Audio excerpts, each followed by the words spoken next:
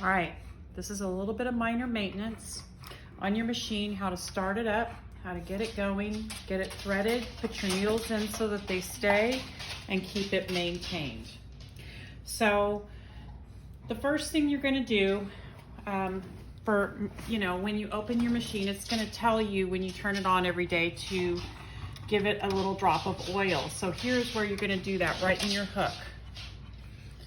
And to get that hook to go to the correct spot, you're gonna go to your screen and you see this little oil dropper, press it, hit OK, and you're gonna come back down here.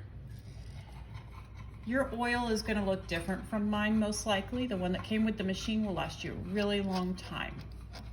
I just happen to like this pin because it's very exact. You don't need a whole lot of oil. Literally, I just put a smear in there.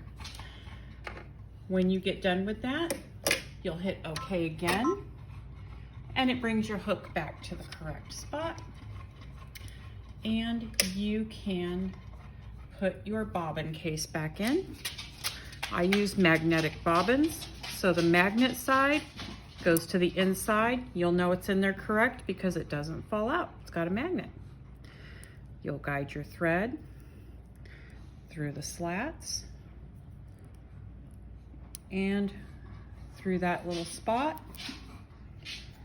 Make it a big fat happy face. Stick it in till it clicks. You'll hear it click. If it didn't click, pull it back out, do it again. Leave a little bit of tail. You don't want to leave it this long. You want to leave it about to the end of the box. Close it up, your bobbin's done. I also, many times, will look in there with a brush and make sure that there's no threads hanging out kind of right in there when you take it out. That's always helpful. Okay, now on to maintaining. These needles that are in here have been in here for a while. If you use proper needles, and by proper needle for a Brother multi-needle machine, it is called an EBBR needle. It comes in different sizes. The reason that an EBBR needle is important on these machines is they are a semi-ballpoint needle, number one. That means for t-shirts, you don't have to change it out to a ballpoint. It already has a semi-ballpoint. They last a little longer, and they have a perfect fit with timing with the threader. You can use regular 7511 embroidery needles, but the EBBR needles give you a lot less issues over time. So let me show you how to, first of all, take the needle out. And a lot of people do this in a couple ways. Pull back just a little bit because they're gonna need a little hand action. You might have wondered, no, I want you to pull back so they see more.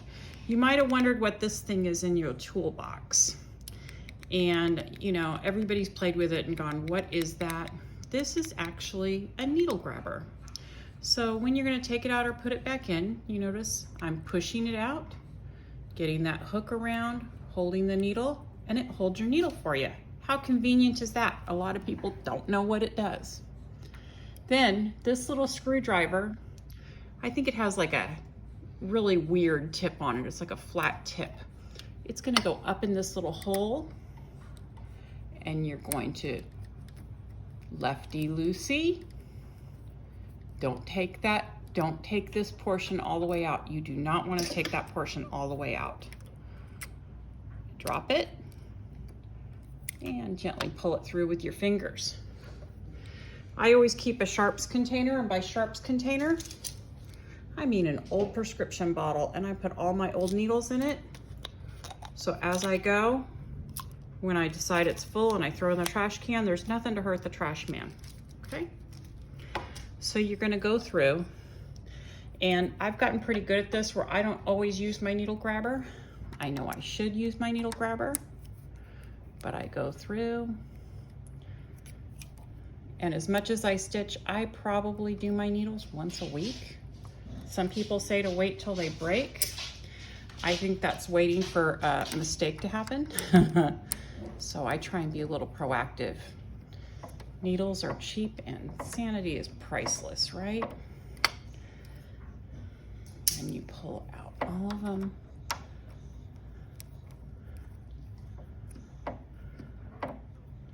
And you see, if you just undo that a little bit, it gives you a little wiggle way.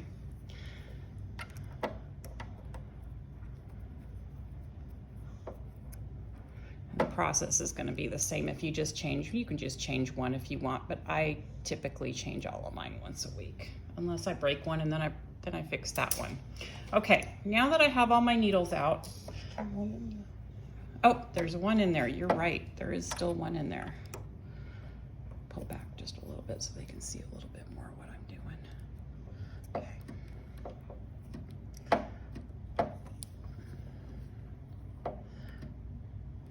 All right. And the reason you would want to use that needle grabber when you're pulling them out is so that they don't drop to the floor. But I've done this a few times. So, okay, so you've got them all empty. It's your monthly maintenance. Once a month with a lot of stitching, I do this. If I'm not doing a lot of stitching, I might do this every 3 weeks. I take my oil, my machine oil. You can take the one that came with your machine, okay? And I open up my panel, and by panel I mean this little button down here that has the hoop and the needles. You're gonna open that panel, okay? And you're gonna go needle by needle. Now when you do this, you want to actually have it highlighted on the needle next to the one that you're going to work on, and here's why. It pulls the one you're working down even further. So if I have that on 2, needle 1 comes down this far. If I have it on 1 to work on 1, it only goes down this far. I want it on 2, and here's why. There is a little teeny tiny pad right here, and it just needs a little teeny tiny drop of oil every once in a while, okay? So I'm going through and getting all these pads. And it's just a tiny, tiny, tiny drop because you don't want oil to fall down on your project.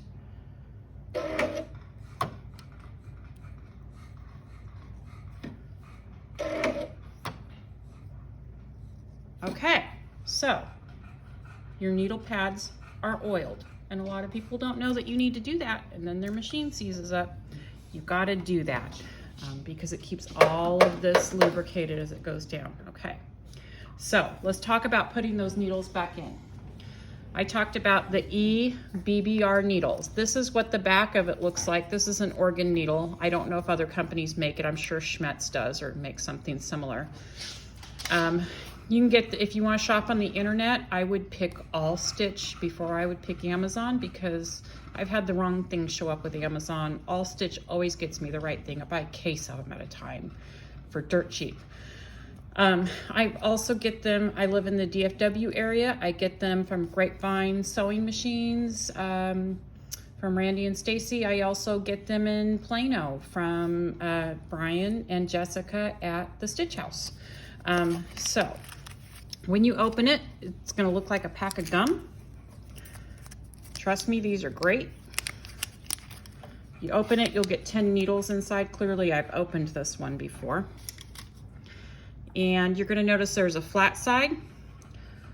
Some people have picked up the wrong, they're not EBBR, and then it's round all the way around. You get a round shank. You don't want a round shank, you want a flat shank in the back. Now, ladies, I'm gonna tell you a secret to remember where the flat goes, because most of the time you get in here and you don't remember, does the flat go to the front or the back? Tits out, ladies, tits out. Boobs up. So boobs to the front, flat to the back, okay?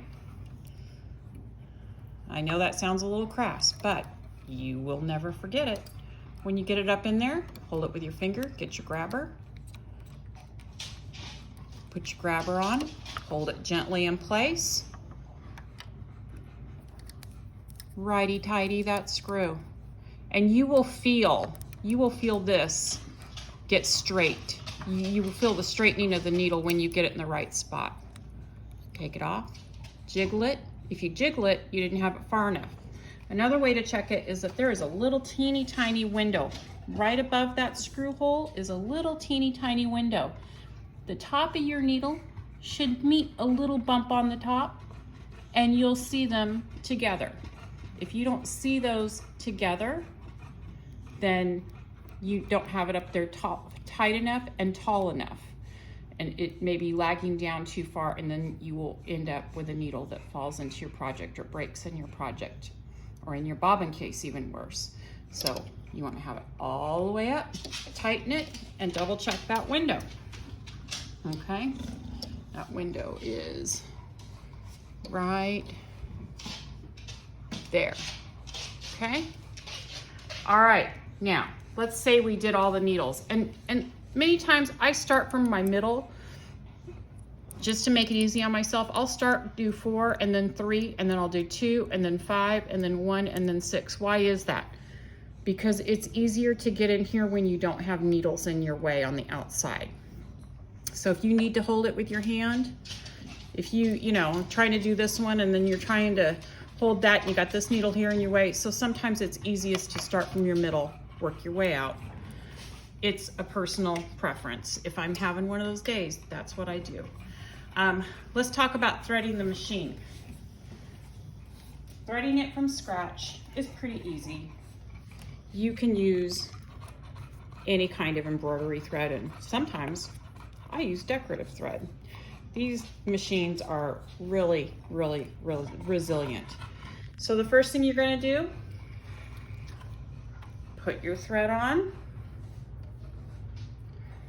And this is a 6 needle, so you're only gonna have 2 sets of these top holes. Your 10 needle is gonna be a little bit different situation, but it's not hard to figure out. You're going through each of those holes, 1, 2, and you can see your holes line up to your spool holders, okay? Then you're gonna come down here, you're gonna go through this hole, pull it up, and then there's a little hook right here under that hook. Now you ask me, what is this for on top? Sometimes as our machines get older, this little spring in here kind of gives out and it can tighten it up. Or if your thread is not flowing through here real well, you can lighten it up. So lefty-loosey, righty-tighty, okay? So the cool thing about the Brother machines is they give you this, and they show you with the numbers, and they show you with the line where your thread goes. So around, and see I'm following. I'm still following this line number 1, and back under one of those little loopers. You can pull back a little bit. Pull back a little bit. There you go. Okay, so I've run it down and up, and there's a little hole here for each thread. Go through the little hole. I know that feels complicated, but take a few minutes and learn to do that because it'll get easier, okay? Then, as you bring it down, let it sit and let all the tension come out of that piece of thread. Then you're gonna see little holes right above where you put the needles in, okay? You're gonna go through hole number 1 for needle number 1. Pull it through. Make sure that your top thread stays in the right path. See how mine was over? So as soon as I put it through there, I let that tension fall and I check that line of the thread. Then you're gonna come down here, pull up your needle pad. I'm working with number 1, so I'm gonna press number 1, okay? Then I've got my thread here. First thing you're gonna do, take your hand and pull down that needle bar, okay? There's a little hook right here.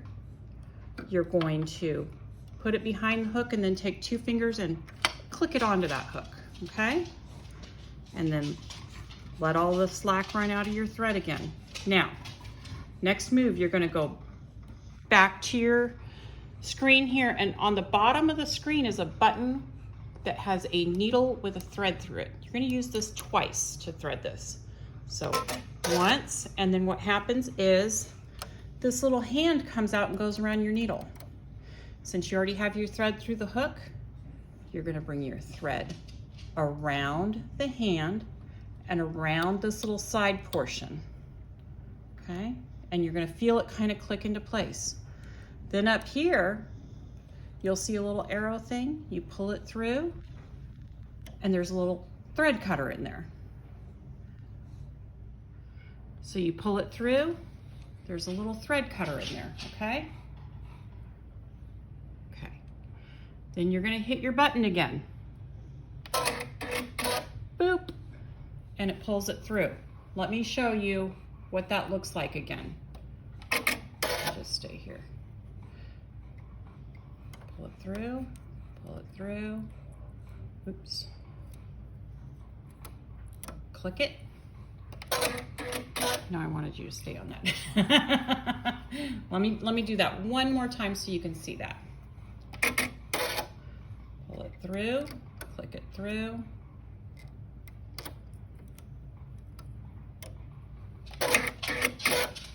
And you're done. That's it. That's all you gotta do. And if you have any questions, let me know. Thanks.